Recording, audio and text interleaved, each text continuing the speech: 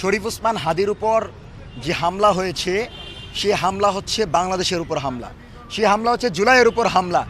জুলাই পরবর্তী বাংলাদেশে জুলাই অভ্যুত্থানের নেতারা আহত হবে, তাদেরকে গুলি করা হবে, এটি বাংলাদেশের একজন জনগণ প্রত্যাশা করে না।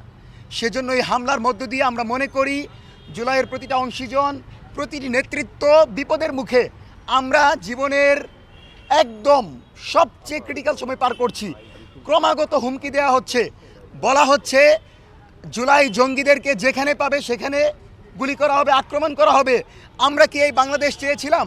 প্রধান উপদেষ্টা দায়িত্ব নেওয়ার সময় বলেছে যে এই ছাত্ররা আমাদের নিয়োগকর্তা। তাহলে যেই ছাত্ররা নিয়োগকর্তা সেই ছাত্রদের উপর গুলি হয়, আপনি বসে বসে কি করেন?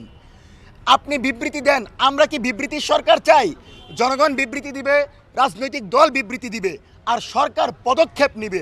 অথচ সরকার বিবৃতি দিচ্ছে, সরকার অপারগতা প্রকাশ করছে। এর মানে হচ্ছে রাষ্ট্র আমাদের হাতে নাই। তার মানে আমরা সবাই নিরাপত্তাহীনতায় ভুগছি। আজকে শরীফ ওসমান হাদির যে মৃত্যুর সাথে লড়াই করছে, তার গুলিটা কানের নিচ দিয়ে ঢুকে ব্রেনে স্পর্শ করেছে, এখানে ড্যামেজ হয়েছে এবং এখানে ফুলে আছে, ব্রেন ফুলে আছে। তার মানে সে যদি ফিরেও আসে, আমরা কিন্তু আমাদের আগের শরীফ ওসমান হাদিকে পাওয়ার সম্ভাবনাটা কম। এটা আমাদের জন্য সবচেয়ে বড় সংখ্যা। যেই হাদি একা বাংলাদেশকে প্রেজেন্ট করেছে, যেই হাদি একা জুলাইকে সারা বাংলাদেশের প্রতিটি গ্রামে গঞ্জে ঘুরে ঘুরে প্রতিষ্ঠিত করেছে, সেই হাদির উপর আক্রমণ করে জুলাইকে তারা ধমিয়ে দিতে চেয়েছে। আমরা বলে দিচ্ছি আগামী 6 ঘন্টার ভিতর মঞ্চ 24-এর পক্ষ থেকে, জুলাইয়ের শক্তিগুলোর পক্ষ থেকে বলে দিচ্ছি 24 ঘন্টা অতিক্রম হয়ে গেছে। আগামী 6 ঘন্টার ভিতরে এই জঙ্গি সন্ত্রাসী ছাত্রলীগের আক্রমণকারীকে, হত্যা চেষ্টায় জড়িত এই ছেলেকে যদি গ্রেফতার করা না হয়, স্বরাষ্ট্র উপদেষ্টাকে তার পদে থাকতে দেওয়া হবে না।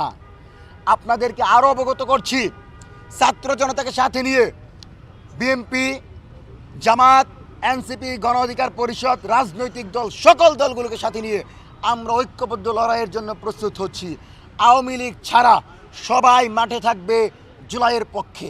এবং আপনারা জানেন জুলাইয়ের সকল সাংস্কৃতিক এবং রাজনৈতিক শক্তিগুলো একত্রিত হয়ে গণ প্রতিরোধ কর্মসূচির ঘোষণা দিয়েছে শাহবাগে, এবং জুলাইকের মিছিলের ঘোষণা দিয়েছে।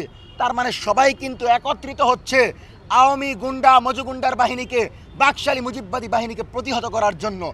এটা জেনে এবং নির্বাচনের মাধ্যমে যদি বাংলাদেশ একটি ভারসাম্যপূর্ণ রাষ্ট্র হয়ে যায়, স্বাস্থ্যকর অল টাইম ফ্যামিলি কেক, সব সময় অল টাইম হেলদি লাইফ, তাহলে আওয়ামী লীগ আর ফিরে আসতে পারবে না।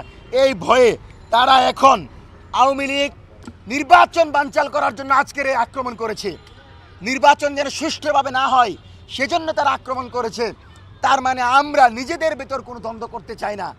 আমরা এই স্লোগান দিতে চাই না যে নির্বাচনের কোনো আমাদের ফ্যাসিবাদ বিরোধী কোনো প্রার্থী আমাদের উপর আক্রমণ করেছে। আমরা স্পষ্টতই দেখতে পাচ্ছি এখানে আওয়ামী লীগ, ছাত্রলীগ, যুবলীগ জড়িত। এবং তাদের আদাবর থানার যে ঘটনাটা দেখেছেন, যে ওই ছেলে হাদি ভাইয়ের নির্বাচনী প্রচারণায় পর্যন্ত ঢুকে গেছে, অথচ বাংলাদেশের প্রথম সারির নেতা হওয়ার পরেও গোয়েন্দা সংস্থাগুলো সেই তথ্য রাখে নাই।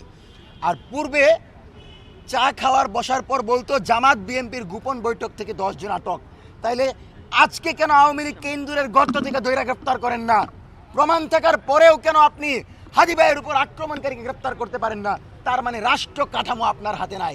এই সব বিষয় বিবেচনা করে চরম নিরাপত্তাহীনতায় ভোগা জুলাই আমরা এই ভাইদেরকে পক্ষ থেকে রাষ্ট্রকে অনুরোধ করছি, সরকারকে অনুরোধ করছি, জনগণকে অনুরোধ করছি, ঐক্যবদ্ধ হন, আওয়ামী লীগের বিরুদ্ধে ঐক্যবদ্ধ হন, আওয়ামী লীগের বিচার প্রক্রিয়ার বিরুদ্ধে লড়াই করেন।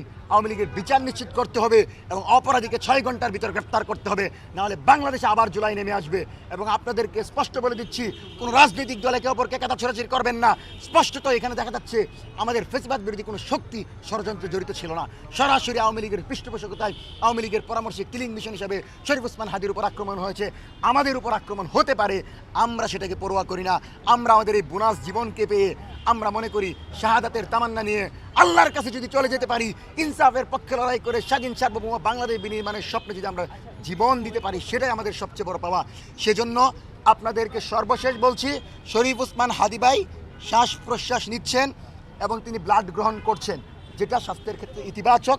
আমরা আশাবাদী অতি দ্রুত উন্নত চিকিৎসার জন্য হয়তো তাকে ভালো কোনো জায়গায় নেওয়া হবে, অথবা তার চিকিৎসার মাধ্যমে তিনি আমাদের মাঝে ফিরে আসবেন খুব দ্রুত সময়ের ভিতর, সেজন্য আমরা আশাবাদী, কিন্তু শঙ্কা রয়েছে।